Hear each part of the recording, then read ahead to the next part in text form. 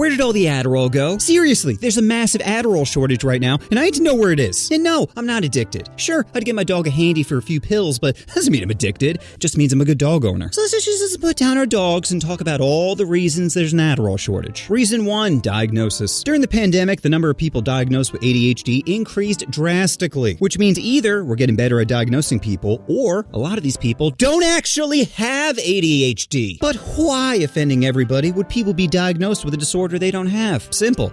Because of money. You see, during COVID, prescription regulations became relaxed, allowing more people to get their meds through telehealth appointments. This was great for those actually suffering, as they didn't have to see an in-person doctor to get their medication. But this was also great for companies trying to sell pills for cash. Oh, selling legal pills for cash is very profitable. And now companies can make even more money by not paying for an office, equipment, or passive-aggressive receptionist. All they need is a Zoom camera and a doctor with questionable ethics. So it should come as no surprise that many of these telehealth companies are actually scams. Take a look at the company I use. Let's just call them Bone. On Bone, you pay a monthly subscription, around $80 a month, and once every 6 months you get to pay for an appointment. Aside from that, you get prescribed medication for 5 months straight without having to see a doctor. Pretty sweet until you realize the message system uses bots. So when you ask for a refill on your medication, you're not talking to a person, you're talking to a bot. Not only that, but it says the doctor's name on it, so of course you would assume you're talking to a doctor. And not only that, but the bot sends messages back. You could write, I just snorted 100 milligrams and I think I can float. And the bot be like, thanks, sending refill to current pharmacy. Is there anything else I can help you with? Reason 2, regulations. Currently, the DEA is regulating ADHD medication and put limits on how much a company can produce. So even though some companies have the inventory, the DEA is standing there like a dominatrix. You go when I say you can go. And the DEA isn't done telling people what to do. They propose new rules where doctors would need to evaluate a patient in person before prescribing a controlled substance. Which in fairness does make sense, but it would make it way harder to get Adderall. Have you tried scheduling an appointment with an ADHD doctor recently? It's like trying to find a big titty Asian. I'm told they exist, but I can't find one. But like your crush dumping her boyfriend, there is some hope on the horizon. A new manufacturer of generic Adderall called Pharma Winless expects to have supplies by the end of June. Teva Pharmaceuticals, the country's largest supplier, has been ramping up production, and the FDA has been helping increase supply. Because the reality is, if people don't have access to medicine, then they're just going to turn to the streets. Now, I don't want to be deep-throated in a hoagie just so I could focus. So when will the Adderall shortage end? I'm not sure. But what I am sure about is companies will kill people for money. So we need to rise up and stand with big pharma lobbyists who will give us the buffet-filled drugs we so desperately crave. If a few die, then good. At least they died getting stuff done.